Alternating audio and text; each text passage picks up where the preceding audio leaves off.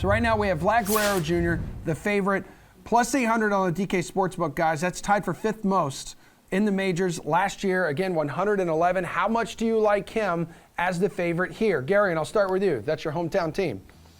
Yeah, I think the big thing with Vladdy when it comes to counting stats is he's only actually missed one game the last 2 seasons, which, you know, big storyline in Toronto, his rookie season, especially considering he was 19, 20 years old, was conditioning, and the fact that he had regimented days off and things like that. That doesn't seem to be the case anymore. So when you're looking at these stats, I mean, at the end of the day, we can break down as many advanced statistics as we want, but it's kind of luck and volume based. It's just about which one of these guys is going to end up having the most plate appearances and playing the most games, is not going to spend a day on the 15-day IL. So yeah, I think Vlad's got a pretty good chance, especially when you consider who's hitting in front of him, who's getting on base in front of him.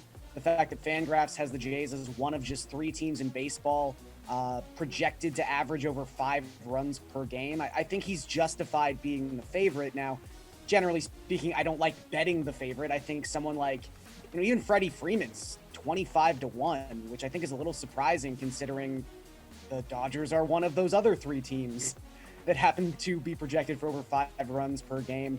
You look at some of the OBP guys who are hitting above him or around him. We don't really know how that Dodgers lineup is going to shake out quite yet, but like Max Muncy, Mookie Betts, Trey Turner, all getting on base, probably in front of Freddie Freeman. And the fact that maybe the Dodgers won't be as inclined to sort of give some of their guys a couple rest days now that the IL is back to 15 days and not 10 days. Now that they have a DH spot to kind of put some of these guys in and give them a half day off every now and then. So I think Freeman at 25-1 is probably my favorite bet on the board, but I don't have any problem with Vlad being the favorite. Okay, Nick, do you have a problem with Vlad being the favorite here? Made a serious run at the Triple Crown last year.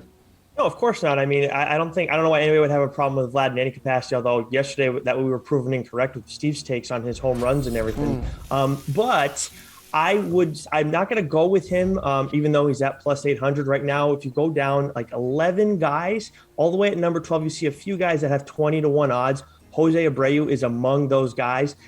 4 off the lead last year, you highlighted earlier, Emerson. 123 2 years ago, of course, had the shortened season in 2020, but he was on pace to have a big year that year as well if they played the full 162. In last year too, I know Garion brought up how we're looking more at the counting stats and more at how games played and plate appearances matter. Absolutely 100% agree with that. But what I like seeing from Abreu too is last year kind of had an off year in the sense he only hit 261, had an 831 OPS, still finished just short of Salvador Perez's leading RBI count. So for me, I think if you're looking for best bang for your buck, I think Abreu's the guy to go with. As much as I think Vladdy is a reasonable one to take at plus 800, Abreu's my guy to win it this year.